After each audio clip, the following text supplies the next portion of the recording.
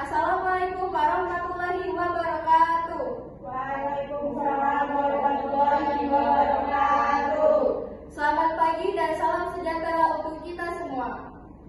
Yang saya hormati para hadirin yang telah hadir pada kesempatan yang berbahagia ini. Puji syukur kita panjatkan atas kehadiran Tuhan Yang Maha Esa, karena atas limpahan rahmat dan karunia-Nya, kita semua dapat berkumpul dalam keadaan sehat untuk mengikuti kegiatan presentasi kelompok pada pagi hari ini. Perkenalkan, saya Febrianti selaku Master of Ceremony pada presentasi kali ini. Adapun tema yang akan dibahas oleh kelompok kami yaitu Standar Nasional Akreditasi Rumah Sakit atau SNARS edisi 1.1 yang meliputi bab 4 pelayanan dan asuhan pasien, bab 5 manajemen rekam medis, dan bab 6 keselamatan dan manajemen risiko. Ketiga bab ini merupakan bagian penting dari standar akreditasi rumah sakit yang bertujuan untuk meningkatkan mutu layanan serta keselamatan pasien dan tenaga kesehatan. Adapun susunan acara presentasi pada pagi hari ini sebagai berikut. Yang pertama yaitu pembukaan, yang kedua pemaparan materi oleh kelompok, yang ketiga sesi tanya jawab dan diskusi, dan yang terakhir yaitu penutup. Baik, tanpa berpanjang kata dan mari kita masuk ke acara inti, yaitu pemaparan materi dari kelompok penyaji. Kepada moderator, waktu dan tempat saya persilakan. Baik, terima kasih. Assalamualaikum warahmatullahi wabarakatuh. Waalaikumsalam warahmatullahi wabarakatuh. Shalom, Om Swastiastu, Namo Buddhaya, salam kebajikan. Selamat pagi dan salam sejahtera untuk kita semua. Puji syukur kami panjatkan kehadirat Tuhan Yang Maha Esa, karena atas berkat dan juga izinnya, kami dapat diberikan kesempatan untuk dapat memaparkan materi kami yang berjudul SNARS edisi 1.1 bagian bab 4 pelayanan dan asuhan pasien, bab 5 manajemen rekam medis dan keselamatan, dan yang terakhir bab 6 manajemen resiko. Yang kami hormati dosen pengampu mata kuliah manajemen pelayanan kesehatan Bapak Muhammad Adnan SKM MKes, dan juga teman-teman sekalian yang berbahagia. Pertama-tama, izinkan kami memperkenalkan diri terlebih dulu. Perkenalkan, saya Diana Pranataimu selaku moderator pada presentasi pada pagi hari ini. Dan ada teman-teman saya. Yang pertama ada Febrianti, yang kedua Jakaria Fesukel, yang ketiga dan Nanda Puspita, yang keempat ada Dormini, dan yang kelima ada Natalia Destilika Leon, dan untuk yang terakhir ada Putri Ananta. Baik, adapun yang akan kami bahas, yang pertama adalah pelayanan dan asuhan pasien, yang kedua manajemen rekam medis, dan yang terakhir ada keselamatan dan manajemen risiko. Untuk pemateri yang pertama, saya serahkan kepada Putri Ananta. Waktu dan tempat saya persilakan. Baik, terima kasih moderator. Di sini saya akan menjelaskan pengertian dan tujuan pelayanan dan asuhan pasien. Pengertian pelayanan dan asuhan pasien PAP adalah tanggung jawab utama rumah sakit dan seluruh staf untuk memberikan pelayanan yang aman, efektif dan responsif terhadap kebutuhan unik setiap pasien.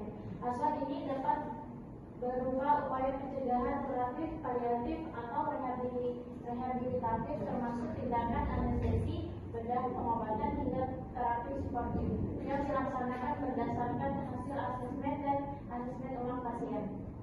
Tujuan utamanya adalah memastikan setiap pasien mendapatkan asuhan yang sesuai dan berkualitas dengan keterlibatan aktif pasien dan keluarga, serta kolaborasi lintas disiplin tenaga kesehatan yang dikoordinasikan oleh profesional pemberi asuhan PPA dan dipimpin oleh dokter penanggung jawab pelayanan DPP.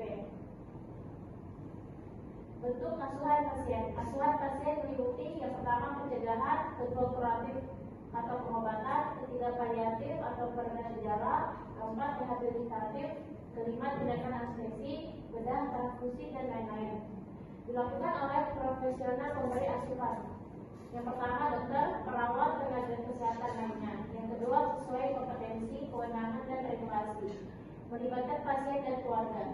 Pertama, pasien dan keluarga aktif dalam rencana asuhan. Kedua, respon pasien dimonitor dan rencana dimodifikasi bila perlu. Implementasi PAP. Implementasi standar PAP bertujuan memastikan kualitas asuhan yang setara bagi pasien dengan kebutuhan serupa, tanpa tergantung unit, waktu, atau hari pelayanan. Rumah sakit menetapkan regulasi agar setiap unit memberikan asuhan selevel dalam akses, sumber daya, dan prosedur klinis. DPJP memimpin tim interprofesional bersama MPP dan tenaga klinis lainnya untuk instruksi tertulis asuhan pasien. Maksud dan tujuan yang pertama, instruksi asuhan pasien harus ditulis oleh PPA yang kompeten, bukan hanya DPJP. Yang kedua, meliputi permintaan rem termasuk PA, pemesanan obat, asuhan keperawatan, terapi, nutrisi, instruksi delegatif, PPJA, dan lain-lain. Yang ketiga, instruksi harus mudah diakses dan diletakkan pada bagian khusus di rekam medis, misal CPPT. Instruksi tertulis membantu kejelasan pelaksanaan apa, kapan, oleh siapa, dan mandat delegasi. Peraturan rumah sakit, jenis instruksi yang wajib bertertulis dan tercatat. Kedua, indikasi klinis wajib dicantumkan untuk lab dan imaging. Ketiga, pengecualian untuk kondisi khusus UGD ICU. Keempat, penetapan siapa yang berwenang memberi instruksi. Pencatatan permintaan, prosedur, dan tindakan diagnostik.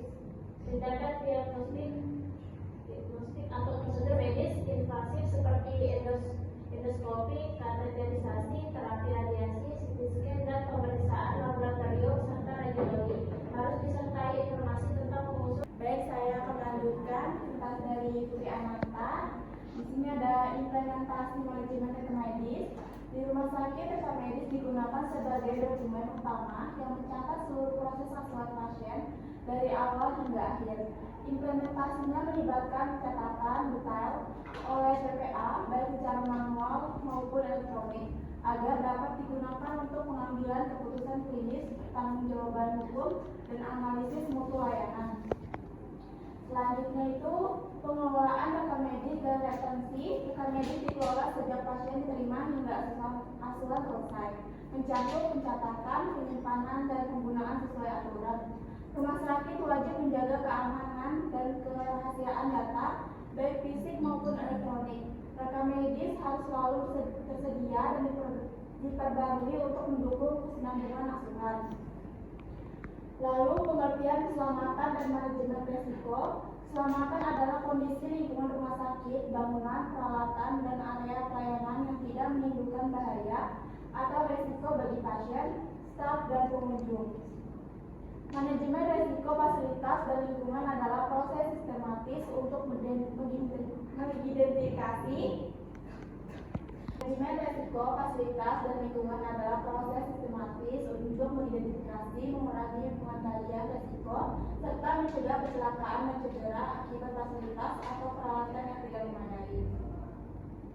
Selanjutnya itu ada tujuan dan fungsi manajemen risiko. Untuk tujuan menyediakan fasilitas yang aman, efektif, dan mendukung layanan klinis, lalu mengurangi dan mengendalikan bahaya lingkungan, mencegah kecelakaan dan cedera, memelihara kondisi rumah sakit yang aman, fungsional.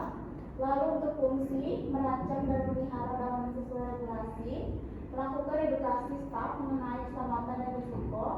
Lalu yang terakhir, memonitor dan mengevaluasi sistem identifikasi perbaikan. Lalu implementasi manajemen risiko fasilitas dan lingkungan dilakukan secara terpadu melalui keterlibatan tim multidisiplin yang bertanggung jawab atas perencanaan edukasi serta pemantauan lingkungan rumah sakit. Seluruh staf dididik mengenai tata cara mengurangi risiko dan dilatih untuk memantau serta melaporkan potensi bahaya. Lalu ada 2 minggu program manajemen risiko. Yang pertama itu keselamatan dan keamanan. Lalu yang kedua bahan berbahaya dan limbah. Yang ketiga penanggulangan bencana. Yang keempat proteksi kebakaran. Yang kelima peralatan medis. Yang keenam sistem penunjang seperti listrik, air, dan lain sebagainya.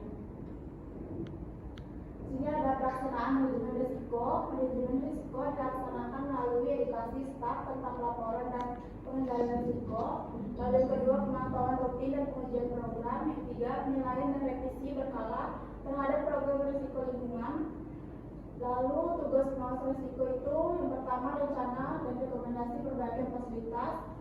Yang kedua fasilitasi implementasi program. Yang ketiga edukasi dan pemantauan staf. Yang keempat laporan tahunan ke direktur.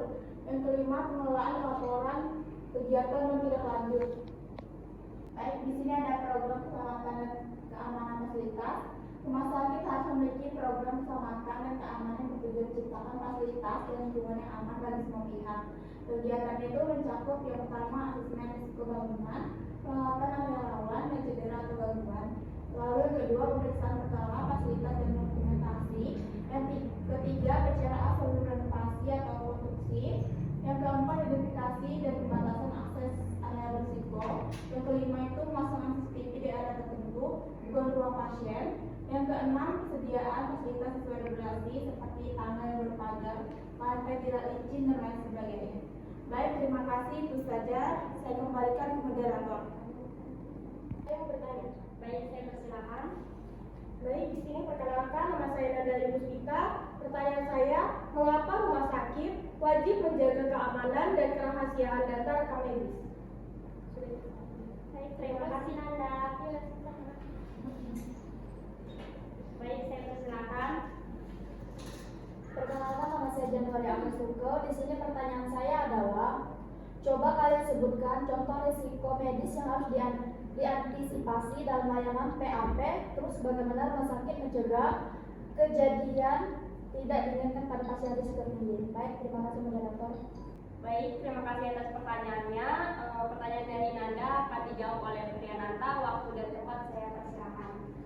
Baik, di sini saya akan menjawab pertanyaan oleh Nanda, mengapa rumah sakit wajib menjaga keamanan dan kerahasiaan data rekam medis? Karena rekam medis berisi informasi pribadi dan rahasia pasien yang dilindungi oleh hukum. Menjaga keamanan dan kerahasiaannya penting untuk melindungi privasi pasien, mencegah penyalahgunaan data, serta menjaga kepercayaan pasien terhadap layanan rumah sakit. Selain itu, pelanggaran dapat menimbulkan sanksi hukum dan merusak reputasi fasilitas kesehatan.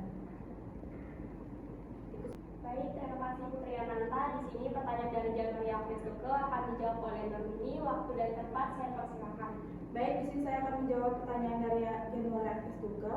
Contoh risiko medis itu infeksi neumia, jatuh dari tempat tidur, reaksi alergi obat, saat pemberian obat, dan tekanan luka dekubitus. Untuk pencegahannya itu melalui identifikasi pasien risiko tinggi sejak awal, penggunaan SOP ketat, pemberian label risiko, pemantauan intensif, pelatihan staf, serta penggunaan alat bantu dan teknologi itu seperti sistem barcode untuk obat.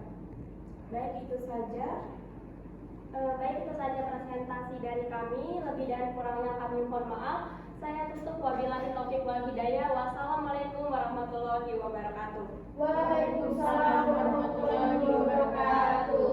Alhamdulillah kita telah menyampaikan seluruh rangkaian acara presentasi hari ini dengan sangat baik. Semoga materi yang telah disampaikan dapat menambah wawasan kita semua tentang pentingnya implementasi standar akreditasi rumah sakit.